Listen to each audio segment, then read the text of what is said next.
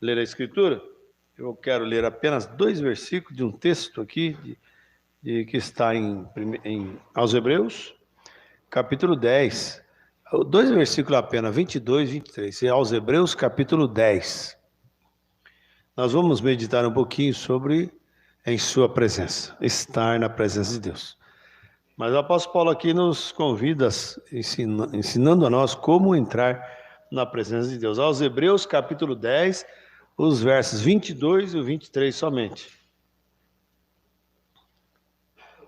Aos Hebreus, capítulo 10, versos 22 e 23, que diz assim: Cheguemo-nos com verdadeiro coração, em ter a certeza de fé, tendo os corações purificados da má consciência e o corpo lavado com água limpa.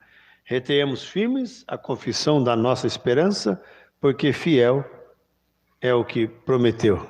Que Deus abençoe a sua palavra em nossos corações. Vamos assentar por alguns minutos somente. Então, nós chegamos-nos com verdadeiro coração. Coração puro, liberto da mágoa, liberto da angústia, chegar limpo mesmo, diante de Deus, com toda certeza de fé. Cheguemos-nos com verdadeiro coração, em ter a certeza de fé. Veja bem, tendo os corações purificados da má consciência.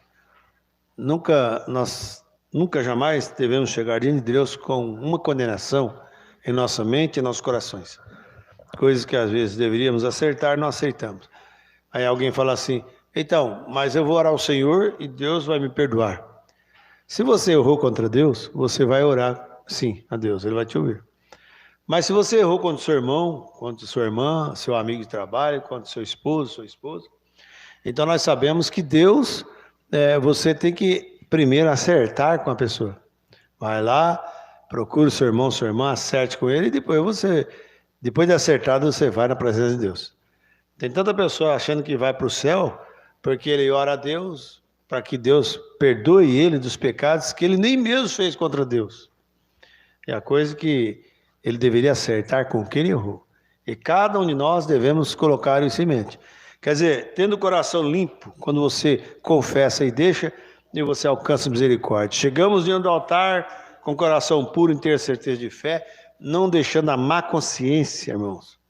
Nós nunca devemos buscar a Deus com a mente pesada, com aquele peso medonho, achando que Deus vai nos livrar daquilo. Tentamos correr das obrigações, dos nossos objetivos às vezes, e achamos que Deus vai amenizar a situação. Deus não vai amenizar. Ele não vai amenizar porque Deus é justo, Ele cumpre a sua palavra. Vá primeiro, consertar, se ajustar. Aí depois você vem a Deus com a sua oferta. Ah, Senhor, mas eu sou bom. Ah, Deus, o Senhor conhece a minha vida, Ele conhece sim, não precisa falar que Ele sabe. Deus conhece toda a nossa vida. Então vamos chegar com inteira certeza de fé e os corações purificados da má consciência. E o corpo também lavado com água limpa. As pessoas vivem o que vivem, aí vem para a igreja, ou vai em qualquer igreja da mensagem, acompanha a mensagem, ouve e vive do mesmo jeito. Nenhum corpo é purificado. Não consegue nem mesmo vestir uma vestimenta correta, não consegue às vezes atuar como cristão, como cristã. Até o corpo nós temos que manter firme essa esperança através da vocação do ensinamento da palavra de Deus. Amém? Então vou repetir aqui. Cheguemos-nos com o verdadeiro coração em ter a certeza de fé, tendo os corações purificados da má consciência e o corpo lavado com água limpa. A água da palavra é limpa. Essa água que você pode beber, pode saciar a tua sede espiritual. Não há uma água de cisternas rotas, onde tem xixi de cavalo, daí vem besouro, vem cobra, vem sapo, aranha, esses aracnídeos, vai tudo lá para dentro, cocô de cachorro, de animais. Nenhum filho de Deus precisa beber essa água, não. Está com sede, mas Ele te dá água fresca e limpa. Amém? É isso que nós precisamos. Retenhamos agora, veja, firmes a confissão da nossa esperança, porque fiel é o que prometeu. Irmãos, se você e eu não manter firmes a confiança em Deus, Ele vai continuar fiel, porque Ele prometeu a sua palavra. Mas Ele não quebra ela para fazer com que uma pessoa infiel quebrando a palavra, um quebrador das palavras de Deus, recebe essas bênçãos. De jeito nenhum. Às vezes alguém fala, mas fulano estava envolvido assim, foi curado e tal. Deus às vezes permite que essas coisas aconteçam. A chuva cai sobre os bons e os maus. Mas um dia Deus requererá também. A quem mais é dado, mais é exigido. Esse povo que ora tanto para que Deus ajude ele, depois que Deus cura ele, ele volta a fazer coisas erradas, contrário ao que Deus não quer que seja feito, terão que dar conta um dia, né?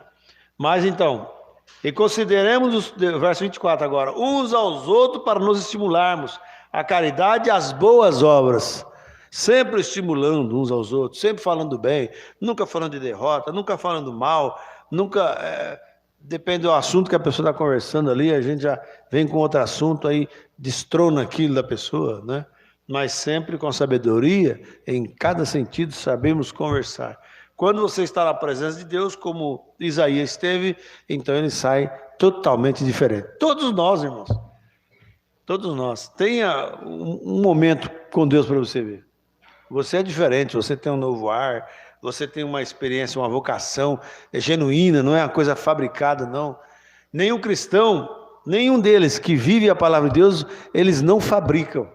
É o que ele é. Pode até ter suas altas e baixas, mas ele é sincero naquilo, ele sabe que está errado, quando ele é. Amém? Mas eu espero que Deus vos ajude, meus amados, que nós possamos realmente saber que Ele quer isso de nós. Então não importa quem você é, não importa quem você seja, por onde você passou, por onde você caminhou, mas Deus nessa hora está te ajudando. Como posso eu alguma vez vir ao céu? Como podia você ir ao céu? Nós não podemos fazer isso. Eu estou lendo a mensagem em sua presença, parágrafo 40. Nós, veja, e absolutamente nenhum de nós podemos fazer isso. Mas há um que fez o caminho, e ele é o caminho. Amém? O caminho, irmãos, que foi fechado lá no Éden, por causa do pecado de Adão e Eva, né, que ninguém podia voltar mais lá, mas ele abriu o caminho. Através de Jesus Cristo. Veja só, você hoje tem um caminho para caminhar. Então vamos segui-lo, seguir as suas pesadas, né? E como fazemos nós para chegar a ele? Por um Espírito, o seu Espírito, nós somos batizados em um corpo que será levantado como uma órbita. Nós, sairemos da terra como astronautas deste último dia, diante de Deus. Amém? Certamente os pecadores arrependidos não têm que se preocuparem. Veja, alguém está ali no seu lugar, no lugar deles. Quando você arrepende, irmãos, se arrependeu, continue crendo de coração. Não vive só lamuriando aí, falando coisas indevidas, achando que Deus perdeu o seu poder, ou você ficou fraco e parecia que tudo se acabou para você, ou acabou, não preocupe.